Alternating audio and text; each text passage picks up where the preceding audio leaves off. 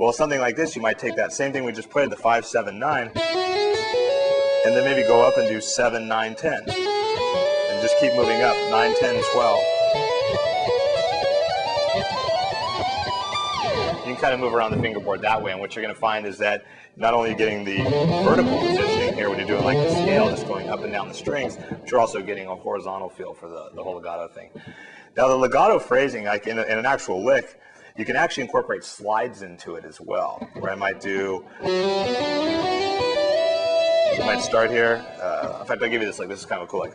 We'll go 4 hammer to 5 on the 4th string, then 4 hammer to 7 on the 3rd string, slide to 9. Then we'll do that same lick again, only now we're starting up an octave. We're starting on the 7th fret, 2nd string, hammer to 8, and then 1st string, 7, hammer to 10, slide to 12. So we're in 2 octaves of the same lick.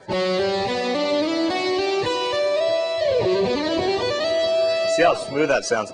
Now by comparison, something more staccato, which would be the opposite of legato, would be this, where if I would hit the notes real sharp. In fact, let me turn off the verb there.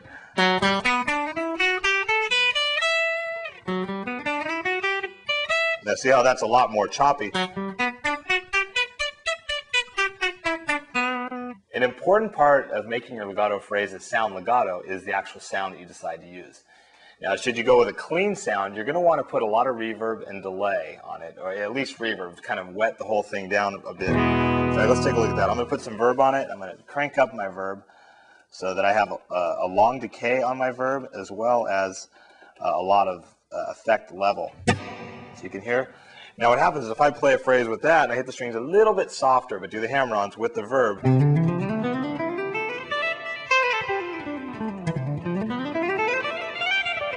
you can hear it's real smooth. Now again, if I take the verb off there, you can hear it tends to be a little bit choppier, especially if I hit each one of the notes. So to have that smooth sound with a lot of verb, kind of a little bit lighter touch, doing the hammer-ons. Now same thing with your distortion. What you're going to want to do is, for me, when I use any kind of distortion with legato phrasing, what I like to do is I like to have a lot of gain. So I have a lot of sustain, if you will. And then I'll put a lot of verb and some delay on it so that everything just kind of keeps echoing. And what happens is it blends it all together. Check this out.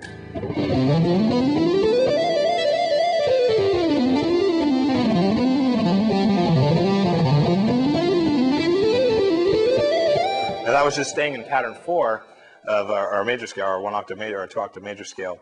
But you get an idea of what the sound sounds like real smooth. If I take off the delay and the verb and I'm doing the same thing, it just doesn't have quite the same fluidity. You